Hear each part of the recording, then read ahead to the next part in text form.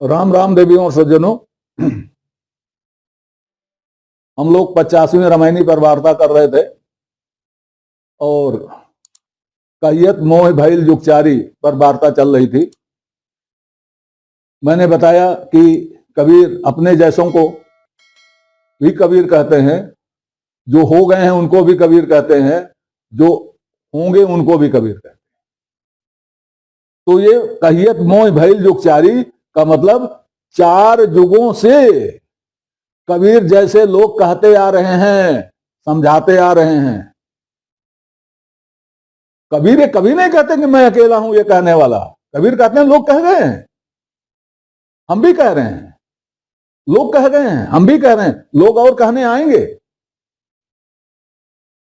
इसी तरह से याद कीजिए आप, आदि चरण गुरु कीन्ह विचारा। गुरुओं ने आदि में विचार किया। तो कबीर के तो गुरु एक ही थे, ये और कौन से गुरु आ गए?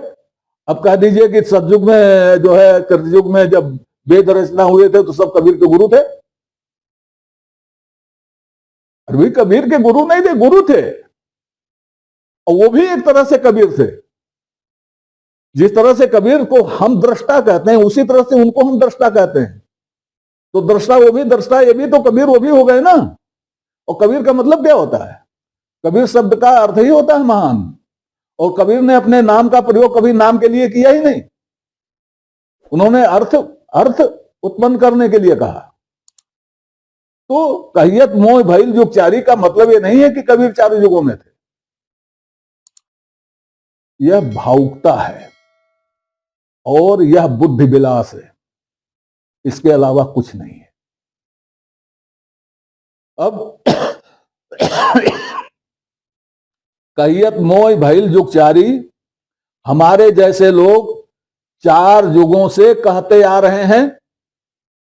समझत नाहि मोर सुत नारी, लेकिन सुत नारी में उलझे हुए लोग,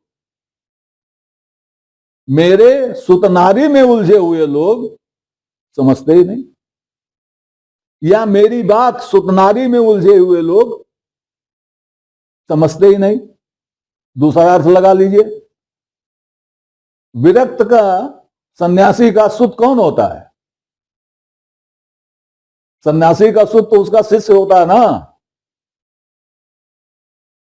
और विरक्त की नारी, नारी क्या होती है? उसकी साधना ही उसकी नारी है भाई, उसकी भक्ति ही उसकी नारी है, उसकी साधना ही उसकी नारी है। और कौन सी नारी होती है? विरक्त। अब अभी इस पे और बताऊंगा, अभी इसको इतना समझिए। बंसाई आग लग बंसाई जरिया, भरम भूल नर धंधे परिया। जैसे बांस में, बांस से बांस को ही आग लगती है और बांस जल जाता है, जैसे अपनी ही आग से बांस जलता है, उसी तरह से भरम में पड़ा हुआ, भूल में पड़ा हुआ, भ्रम में पड़ा हुआ, भूल में पड़ा हुआ, पड़े हुए लोग नहीं समझ रहे हैं। भरम भूल नर धंधे परिया। नर भरम और भूल के कारण धंधे में पड़ जाता है। धंधे का मतलब सांसारिक कार्य व्यापार में लग जाता है, और उसी तरह से समाप्त हो जाता है जैसे बांस की लाग बांस को ही समाप्त कर देती। कहा जाता है, और शायद है भी, बांस जो होता है एक साथ रहता है, जो रूट उसका होता है, जिसको कोठी कहते हैं, कोठियों में होता है बांस। केला भी कोठियों में होता है। केला, उसके किनारे किनारे उसका परिवार, कोई छोटा कोई बड़ा एक परिवार फैलता है, वैसे बांस भी फैलता है। बांस के बारे में कुछ बातें बता दूं। एक बांस, एक खूंटी जिसको कहते हैं, वो अगर फल गया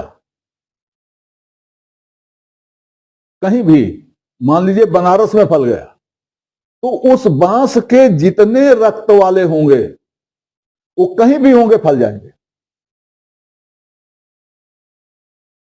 जैसे मान लीजिए कि एक बांस की खोटी कोई बनारस में थी, वहां से एक एक बांस खोद के मैं ले आया, मैंने अपने यहां लगाया बस्ती में, दूसरा ले गया वो फैजाबाद लगाया, तीसरा ले गया वो जयपुर में लगाया, चौथा ले गया वो बंबई में लगाया।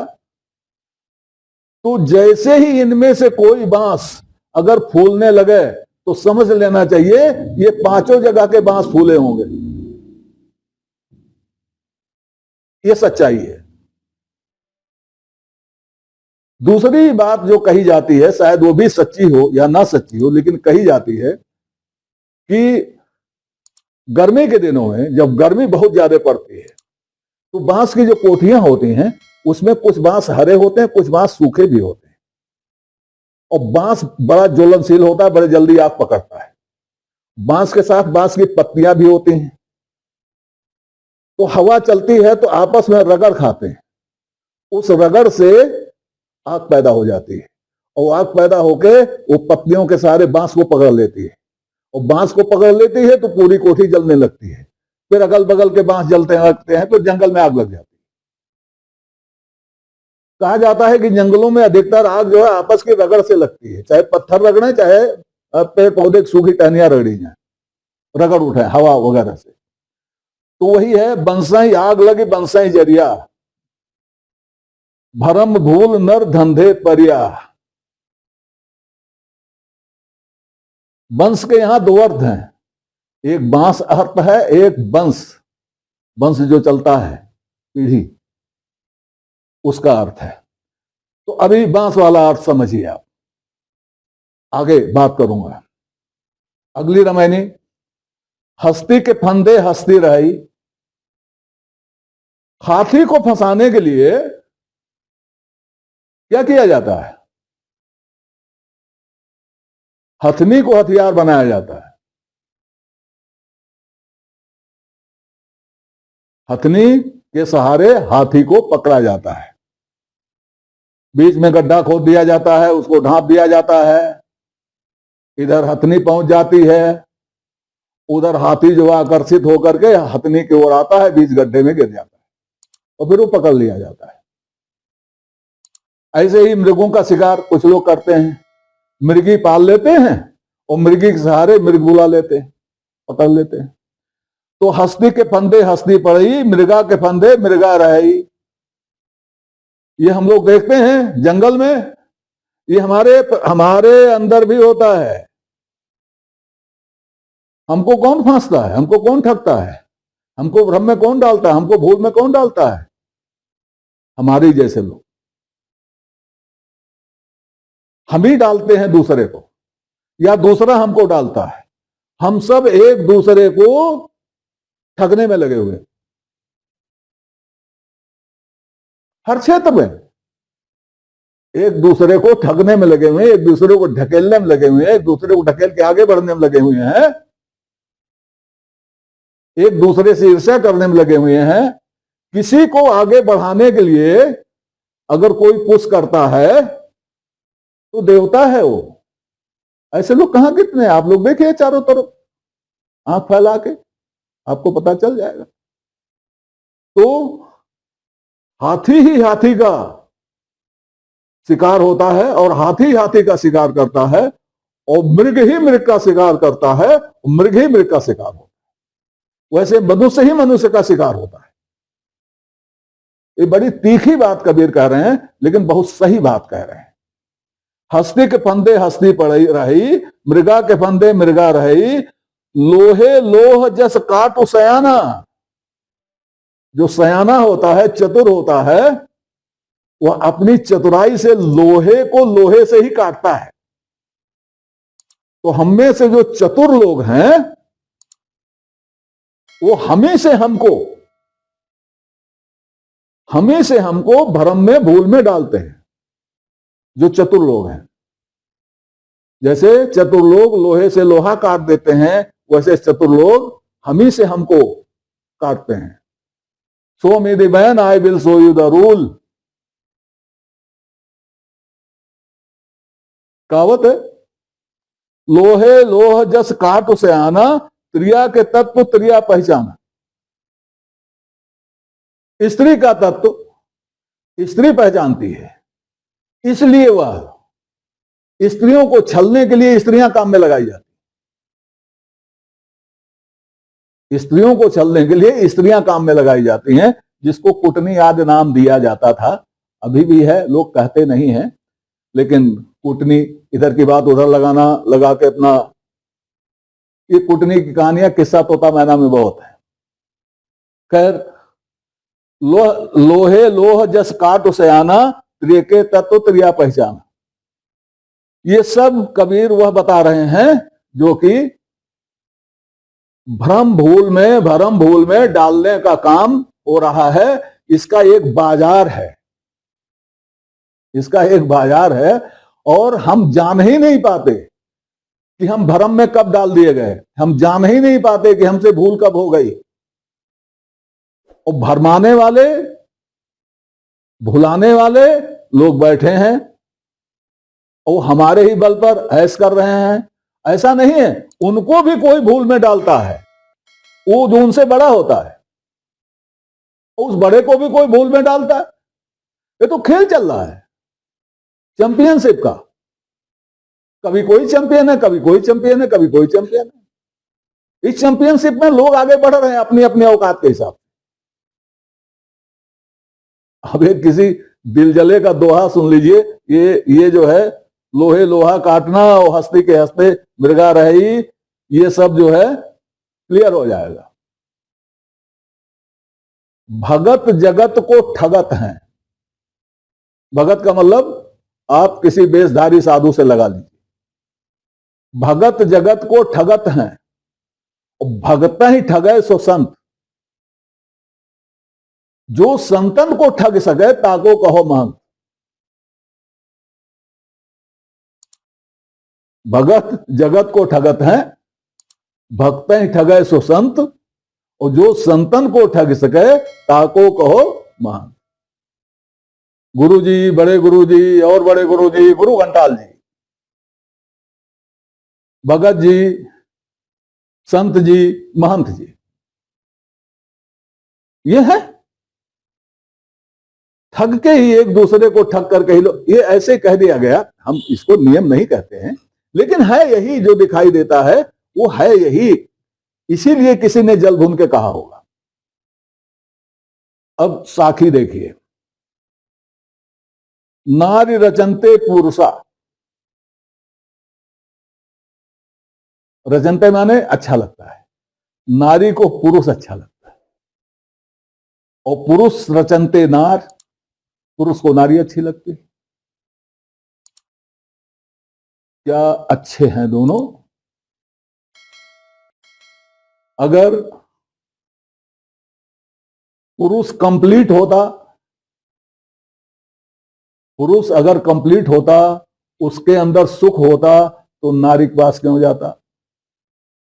नारी के पास सुख होता तो पुरुष के पास क्यों आती? इसका मतलब ना पुरुष में सुख है, पूर्ण सुख है, ना नारी में पूर्ण सुख है। और सुख के लिए ये दोनों एक दूसरे की ओर आकर्षित होते हैं,